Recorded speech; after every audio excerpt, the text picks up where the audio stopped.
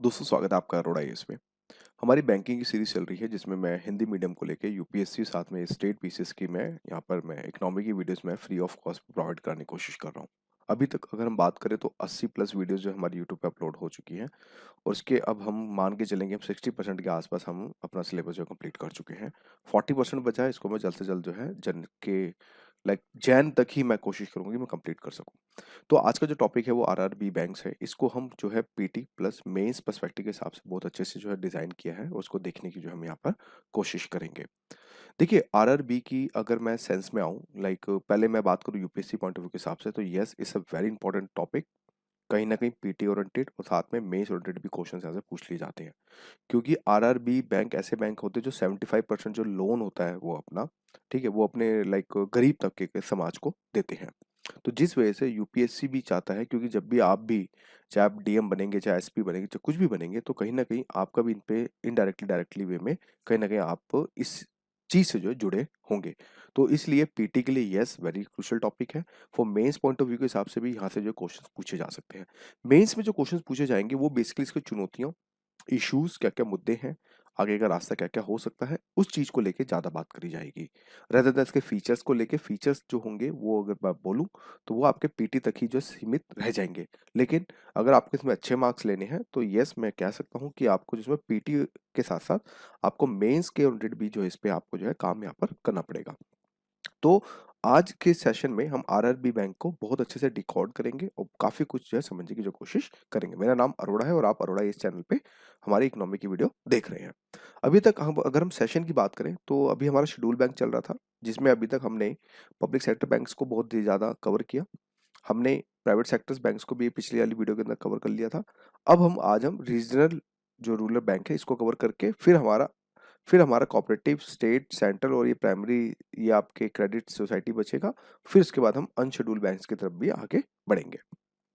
देखिए, क्षेत्रीय ग्रामीण बैंक जिसको हम हिंदी के अंदर कहते हैं, रीजनल रूरल बैंक, जिसको हम शॉर्ट फॉर्म आरआरबी ही कहते हैं, और आप भी, मैं बोलूंगा आप आरआरबी से ही मतलब कि इसको अगर बोले तो आप जो है इसको डिनोट करने की जो कोशिश यहाँ पर कीजिएगा। देखिए होता क्या है आरआरबी की जो शुरुआत अगर बात करें तो वो कहीं ना कहीं इंदिरा गांधी के काल से स्टार्ट हुई। यानी कि जब इंदिरा गांधी की जब जब सरकार थी केंद्र के अंदर, तो ठीक है, राष्ट्रीयकरण 1969 में भी हुआ था। तो उनको एक ये महसूस हुआ कि जो ये बैंक्स हैं अभी भी समाज के सही तबके में नहीं गए हैं। यानी कि वो खेतिहर मजदूर, वो पंचर लगाने वाले गांव में, वो छोटे-मोटे जो व्यवसाय, जो छोटे-मोटे काम करते हैं, जो मतलब कि कुछ करना चाहते हैं लेकिन उनके पास डॉक्यूमेंट भी नहीं है, वो सारी शायद की दिखते हैं। तो उस चीज़ से निपटने के लिए क्या किया इंदिरा गांधी सरकार ने, अगर बात करें 1975 के अंदर इन बैंक्स की जो है शुरुआत करी।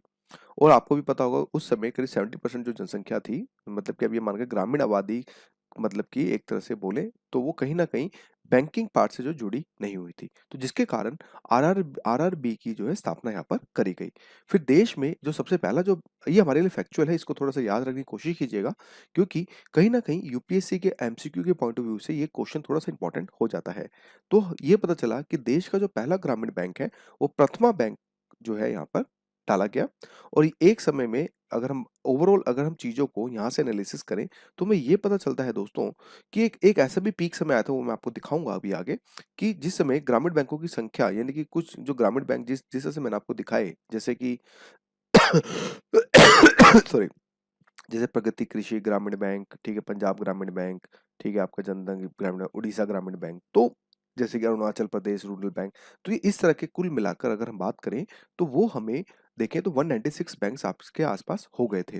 लेकिन फिर जब मोदी सरकार आई तो आपको पता है कि मोदी सरकार जो है बहुत ज्यादा कॉस्ट इफेक्टिव पे काम करती है। कॉस्ट इफेक्टिव का मतलब यहाँ पे ये हुआ कि वो चीजों को मर्ज में ज्यादा बिलीव रखते हैं, ताकि कॉस्ट ऑफ प्रोडक्शन जो है, कॉस्ट ऑफ ऑपरेशन है, उसको मिनिमाइज किया जा सके, ताकि इन फ्यूचर के अंदर जो बैंक्स को प्रॉफिट मतलब कि गेन कराया जा सके, ताकि अगर प्रॉफिट नहीं होगा तो कहीं ना कहीं बजट का कुछ हिस्सा इन ग्रामीण बैंकों को अलॉटेड करना पड़ेगा। तो जिसके कारण मोदी सरकार जो है अभी जो है बहुत ज्यादा मतलब स्ट्रॉन्ग स्टेप्स जो है इन बैंकों की तरफ भी ले रही है। जिस तरह से अभी हमने देखा कि नेशनल जो बैंक्स होते हैं बड़े बड़े, उनको भी मर्ज की पॉलिसी में कन्वर्ट किया गया है, राइट। तो एक ऐसा भी एक स्वर्ण काल भी था, जिसमें अगर हम बात करें तो 196 जो है वो क्षेत्रीय बैंक, हमें ग्रामीण बैंक भी देखने को मिले थे। लेकिन साथ में अगर हम देखें तो 1 अप्रैल 2020 में हमें ये भी पता चलता है कि करीब 43 ऐसे मतलब कि अगर बात करें तो कुल हमारे जो है ग्रामीण बैंक आज के समय में देखने को मिला। तो हमने इस पीपीटी में ये समझा कि हमारे कितने बैंक्स थे, कब शुरुआत हुई और कब इसके अंदर एक स्वर्णकाल क्या था। ये सब चीज़ों को हमने इस मतलब कि इस पीपीटी के थ्रू हमने समझने की जो कोशिश यहाँ पर करी।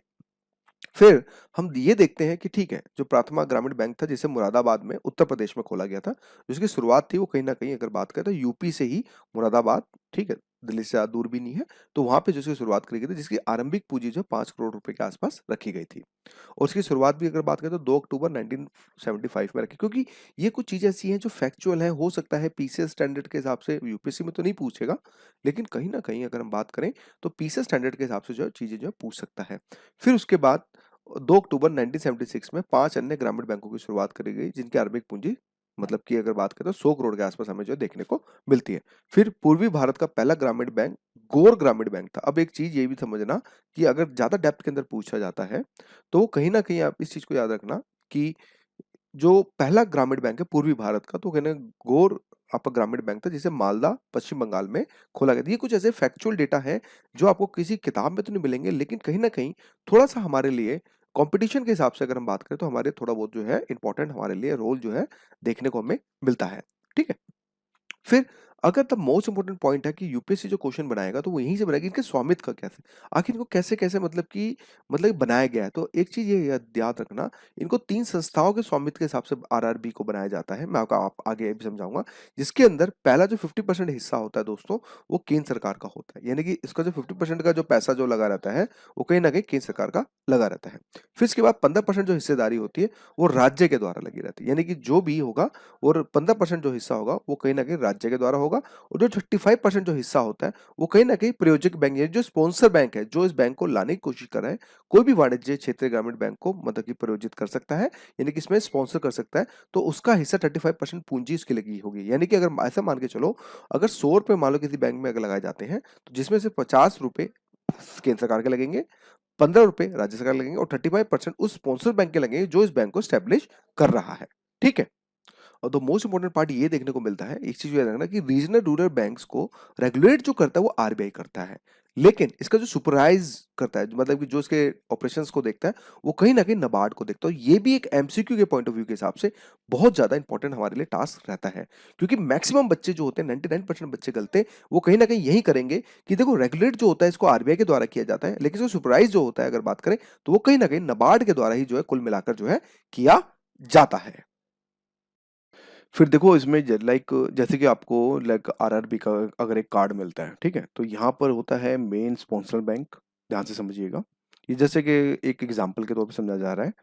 यहाँ पर जो होगा कार्ड वो यहाँ पर आरआरबी का एक लोगो होगा, मतलब जो जैसे कि मैंने आपको जो बताया था ना कि जैसे कि 50% जो है सरकार की हिस्सेदारी है, 15% राज्य की हिस्सेदारी और 35% जो होती है वो जो बैंक की हिस्सेदारी होती है, तो उसी केस के अंदर यहाँ पे दिया जाएगा। फिर ये एक गेटवे होगा कि भाई कौन से रुपए है, मास्टर कार्ड है, वीजा कार्ड है, तो ये गेटवे के मतलब पेमेंट गेटवे के हिसाब से लिया जाएगा।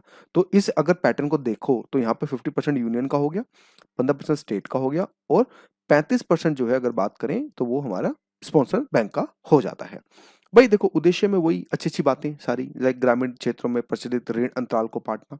इनका मेन उद्देश्य यही होता है कि 70% जो लोन होगा वो कहीं न कहीं जो गरीब तबका है, किसान है, उनको जो है कुल मिला के दिया जाएगा। तो साथ में ये सब चीज़ों के कारण कि जैसे उपयुक्त उपाय विकसित करके ग्रामीण जमाव के शहरी क्षेत्रों में वही को प्रतिनिधित्व करना, क्षेत्रीय असंतुलन को कम करना, सारी अच्छी-अच्छी बातें जो होती हैं ऐसे ग्रामीण परिप्रेक्ष्य को देखें, तो वो सब चीज़ें इनके जो है अगर बात करें तो प्रमुख उद्देश्य के तौर पे देखा जाता है। तो नाबार्ड और जो प्रायोजक बैंक के परामर्श से आरआरबी के कामकाज का क्षेत्र जो है तय किया जाता है। ये ज़्यादातर राज्य के कुछ जिलों तक ही सीमित हैं, जिनमें वे स्थापित हैं। ये बैंक जमा स्वीकार करते हैं, साथ में जो जमा भी लेते हैं। मुख्य रूप से छोटे और सीमांत किसानों और खेतीहर जो मज़दूरों को ऋण और अग्रिम भी प्रदान करते हैं। अग्रिम माने एडवांस होता है हिंदी के अंदर और ऋण माने लोन होता है, ठीक है? तो ये सब चीज़ें इनका कहने का मतलब ये हुआ दोस्तों कि इनका जो मेन उद्देश्य ये इन्हीं चीज़ों के ऊपर सबसे ज़्यादा होता है। तो यही एक रीज़न होता है अगर हम बात करें, तो यही एक रीज़न होता है कि ये मतलब कि इस चीज़ को जो है लेके चलते हैं। फिर इसके बाद अगर हम बात करें नेक्स्ट, तो वर्तमान में अगर देखें देखो अब यहाँ पे जो 43 जो संख्या है, ये हो सकता है अगर मैं आज की बात करूँ 27 दिसंबर 2022 की बात करूँ तो अभी 43 है। क्या पता है घट बढ़ सकती है, क्या पता है ये बढ़ सकती है। तो आप अपने नेट नोट्स में इसको हमेशा खाली रखिएगा, ताकि अगर कोई घटे तो उसको घटा लें, बढ़े तो उसको बढ़ा लें, ताकि आपके पास एक एक्यूरेट डेटा आपके पास जो है हो सके। तो ये इस कुछ इस तरह के अगर हम बात करें तो हमें ग्रामीण बैंक्स जो हैं, आरआरबी जो बैंक्स हैं, हमें जो देखने को मिलते हैं, जैसे असम ग्रामीण विकास बैंक, बड़ौदा यूपी बैंक, दक्षिण बिहार ग्रामीण बैंक, कर्नाटका ग्रामीण बैंक। तो आपने एक चीज नोटिस करी होगी, तो मैक्सिमम बैंकों के आगे ग्रामीण बैंक जरूर लिखा होता है। तो यही आरआरबी का एक बेसिकली जो सिंबल होता है। इसके इवोल्यूशन की बात करें कि भाई कितने बैंक्स कब हुए, इनका एक स्वर्ण काल क्या हुआ, हमें ये देखने को मिला कि 75 में से 6 ग्रामीण बैंक थे, 80 में 85 हो गए, फिर 85 में मतलब दिसंबर 85 में 188 हो गए, और 90 में 196 बैंक हो गए। यानी कि 90 के दशक में करीब 196 ग्रामीण बैंक इतने बढ़ गए थे। फिर बाद में इनको मर्ज करके कम किया जाना लगा, क्योंकि इनको लगा कि इनकी ऑपरेशन कॉस्ट सबसे ज्यादा आ रही है, तो जिसके कारण ग्रामीण बैंक घाटे में चल रहे हैं। तो उनको प्रॉफिटाइजेशन का निकालने के बाद जब हमारा एलपीजी का दौर स्टार्ट हुआ 1991 के बाद, तो उसके बाद फिर इनकी जो संख्या लगातार देख रहे हैं तो आप गिरती चली गई, और अब जाके अगर देखें तो करीब 43 बैंक्स के हिसाब से जो हमें देखने को मिल रहा है। फिर इनके कारण में वही सारी चीजें कि भी ग्रामीण बैंकों में बैंकिंग सुविधाएं उपलब्ध कराना, भाई छोटे किसानों, स्वयं सहायता समूह, सरकारी समितियों, मजदूर, कुटीर, लघु व सूक्ष्म उद्योग आदि को आसान दरों पर ऋण उपलब्ध कराना, विधवा पेंशन, विकलांग पेंशन जैसी अन्य लोक हित की सेवाएं के अंतर्गत आने वाली पेंशन का भुगतान करना, महात्मा गांधी जो मनरेगा के थ्रू मजदूरों के भुगतान का करना, ये सब जो कार्य करता है वो कहीं ना कहीं अगर बात करें तो वो हमारे आरआरबी बैंक ही करते हैं। फिर डेबिट कार्ड, किसान credit card, mobile banking, internet banking, locker जैसी अन्य सुविधाएं भी एक तरह से अगर बात करें तो उपलब्ध ये कराता है। फिर इसके अतिरिक्त के सभी कार्य जो देश की कमर्शियल बैंकों के द्वारा किए जाते हैं, वो सारे कार्य भी जो कुल मिलाकर करता है। यहाँ पर एक चीज नोट करने वाली यही बात है कि इनमें अपने कुल ऋण का 75% जो हिस्सा होगा वो प्राथमिक क्षेत्र के ऋण के रूप में ही, यानी कि बात करें तो कृषि या फिर कृषि से संबंध जो कार्य होते हैं उनको ही सबसे ज्यादा जो है 75% देना होगा, क्योंकि यहां से एक एमसीक्यू अगर हम बात करें तो पूछा जा सकता है। फिर इसके बाद अगर हम बात करें आरबी की संरचना की बात करें, तो देखो संरचना वैसी होती है, बोर्ड ऑफ डायरेक्टर होते हैं, चेयरमैन मैनेजिंग डायरेक्टर होते हैं, जनरल मैनेजर होते हैं। तो ये टॉप मोस्ट पोस्ट हो गई, ये आपकी लीस्ट पोस्ट हो गई। ठीक है, तो ये अपने अपने हिसाब से इसको जो है थोड़ा सा देख लीजिएगा। फिर इसके बाद क्षेत्रीय ग्रामीण बैंक के वीएनएम की अगर बात करें तो वही मैंने जैसे आपको पहले बताया कि भाई जो आरआरबी के होते हैं, सुपरवाइज जो करता है वो नाबार्ड करता है, मतलब जो उसकी देखरेख करता है वो नाबार्ड का, ये हम आगे पढ़ेंगे नाबार्ड बैंक क्या होता है, करता है। लेकिन इसको रेगुलेट जो करता है वो बात करें तो कहीं ना कहीं वो आरबीआई हमें जो है देखने को करती है। और एक चीज और मैं आपको बात बता दूं कि सिक्किम और गोवा को छोड़कर भारत में सभी राज्यों में आरआरबी बैंक हमें देखने को मिलते हैं। सिक्किम और गोवा को ही छोड़ दें, बाकी हर जगह जो है हमें आरआरबी बैंक्स हमें सबसे ज्यादा जो है देखने को मिलते हैं। ठीक है, फिर चुनौतियां क्या क्या है, वही बढ़ती लागत, ऑपरेशनल कॉस्ट काफी ज्यादा हमें जो चुनौतियों के तौर पे देखने को मिलती है, जिसमें अगर बात करें अनुसूचित वाणिज्य बैंकों की तुलना में क्षेत्रीय ग्रामीण बैंकों में संचालन की बड़ी लागत आती है, क्योंकि भाई एम्प्लॉय स्टाफ रखना पड़ता है, तो फिर वहां पे इतना रिटेंशन नहीं निकल पाता, रेवेन्यू का आरओआई नहीं आ पाता, तो जिसके कारण की लागत जो है बढ़ती चली जाती है। सरकार चाहती है कि वह अपनी कमाई बढ़ाने की दिशा में काम करे।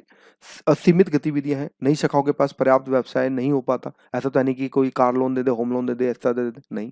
तो जब सीमित गतिविधियां होती हैं तो उसमें भी काफी ज्यादा अगर बात करें तो दिक्कतें हम बात करें तो हमें देखने को मिलती हैं। और ग्रामीण क्षेत्रों में वह मुख्य रूप से प्रत्यक्ष लाभ हस्तांतरण जैसी सरकारी योजनाओं की पेशकश भी वो करते हैं। फिर सीमित इंटरनेट बैंकिंग है, अगर देखें वर्तमान में केवल 19 आरआरबी के पास ही इंटरनेट बैंकिंग सुविधाएं हैं, और 37 के पास सिर्फ मोबाइल बैंकिंग लाइसेंस है। तो ये सब चीजें के कारण भी इससे बात करें तो एक आम जो जो गरीब इंसान है, जो एक गांववासी है, वो इनसे नहीं जुड़ पाता है। तो इसके कारण भी बहुत ज्यादा अगर देखें तो दिक्कतें हमें जो है देखने को मिलती हैं।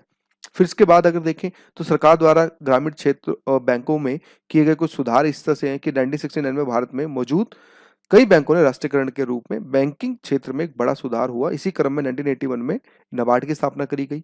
फिर इसके बाद नाबार्ड का मुख्य उद्देश्य स्थायी और निष्पक्ष कृषि को बढ़ावा देना और प्रभावी ऋण सहायता, संबंधित सेवाओं, संस्था विकास और अन्य नवीन पहलों के माध्यम से ग्रामीण समृद्धि को बढ़ावा देना, ये सारी चीजें भी हमें एक्टिविटी देखने को मिली। फिर इसके लिए नाबार्ड ने आरआरबी को पुनर्जीत करने का पहला नेतृत्व भी किया, और इसके अलावा विकास बैंक पहले से ही 22 आरआरबी के लिए एक रोड मैप का काम कर रहे हैं, और जिसके इस वर्ष के अंत तक लागू होने की भी उम्मीद हमें जो 2000 अब तो हालांकि 23 में जो हमें लागू होने की उम्मीद हमें देखने को मिलती है। तो दोस्तों ये था हमारा चुनौतियां, और हमने अभी तक क्या क्या किया उस चीज को लेकर आरआरबी के ऊपर। मतलब मेन क्वेश्चन, क्योंकि हो सकता है कि यूपीएससी यहाँ से क्वेश्चन आपका बना दे। तो उसके बाद नेक्स्ट टॉपिक फिर करेंगे। So thank you for watching my video.